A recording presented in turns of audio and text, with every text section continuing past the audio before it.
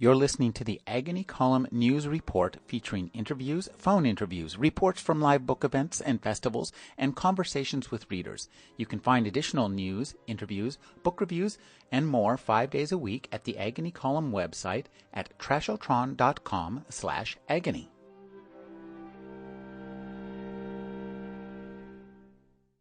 In effect, people train the mind in such a way that they experience part of their mind as the presence of God. They learn to reinterpret the familiar experiences of their own minds and bodies as not being their own at all, but God's.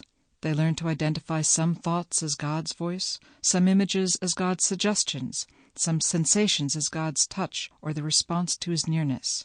They construct God's interactions out of these personal mental events, mapping the abstract concept God out of their mental awareness into a being they imagine and reimagine in ways shaped by the Bible and encouraged by their church community.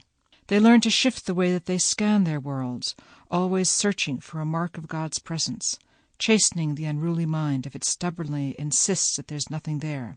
Then they turn around and allow this sense of God, an external being they find internally in their minds, to discipline their thoughts and emotions. They allow the God they learn to experience in their minds to persuade them that an external God looks after them and loves them unconditionally.